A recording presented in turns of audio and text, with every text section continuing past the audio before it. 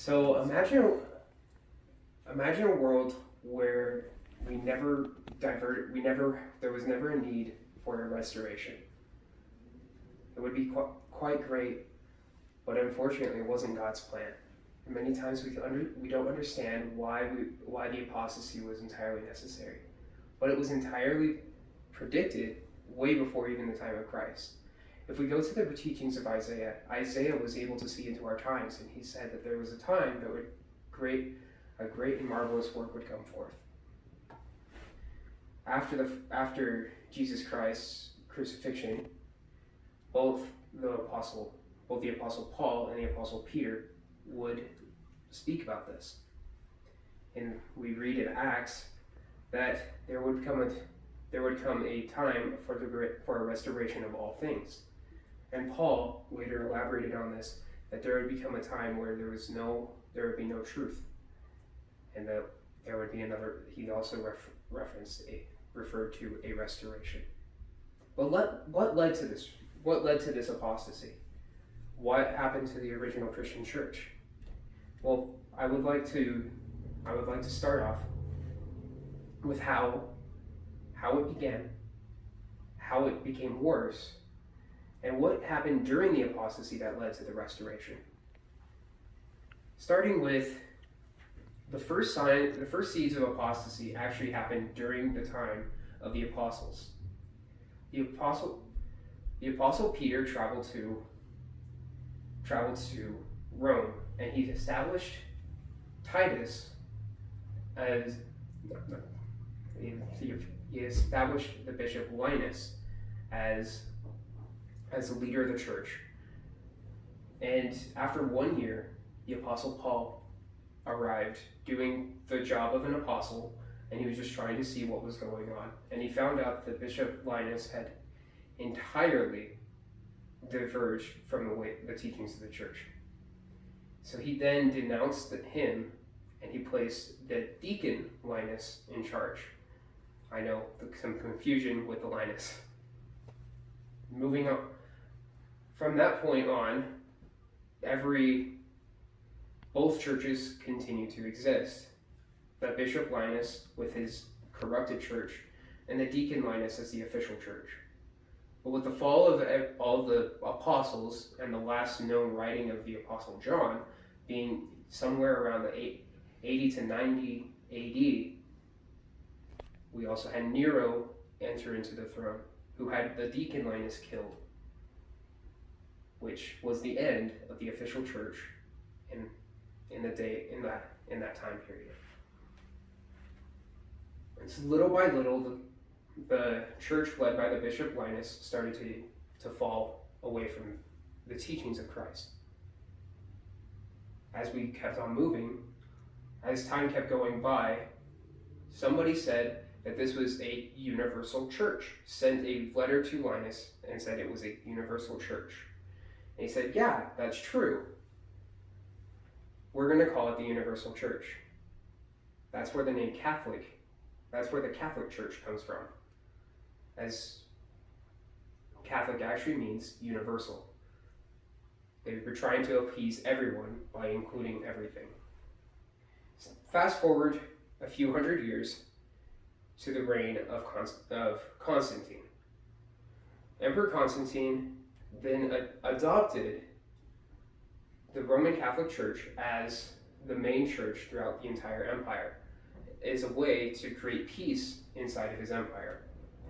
But it should be noted that he himself was not baptized until his near death, even though he was considered the leader of the Catholic Church for many years.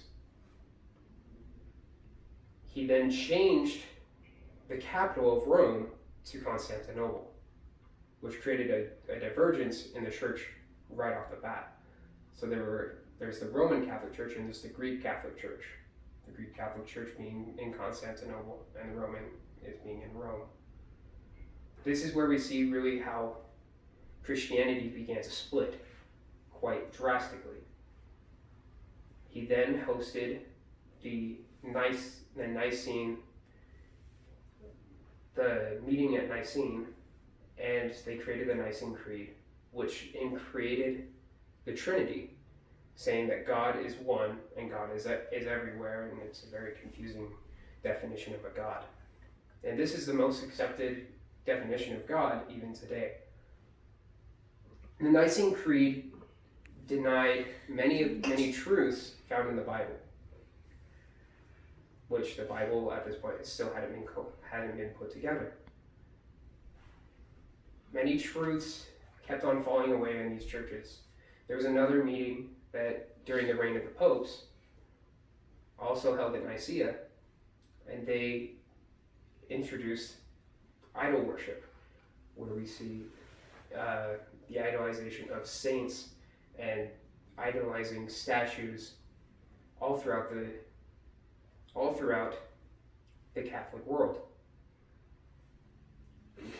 With even more time, there were more popes and many wars. And one pope found that he had too many wars to fight and didn't have money. What's a quick way of getting money? Well, being able to pay to have your sins forgiven, or prepay for your sins.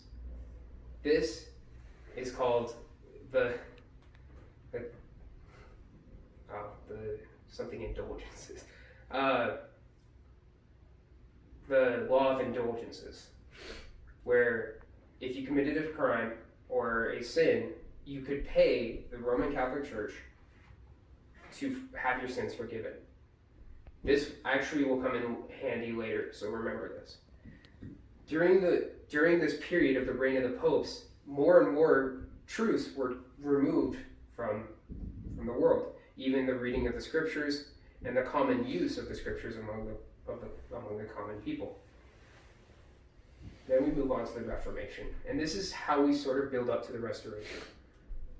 The first major reformer was Martin Luther. Many of us remember how he put his points on a cathedral door, trying to express these are the points that the Catholic Church is not following. One of which was the sale of indulgences, the law of indulgences. And he said there was nowhere in the Bible where it said that this was allowed. He was later excommunicated. At the time, that was pretty much a death sentence.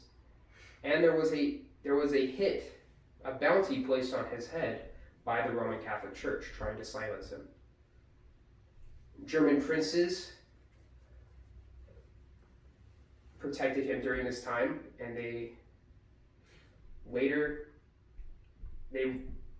forced him into leading the Lutheran Church. After many sects broke off of the Lutheran Church,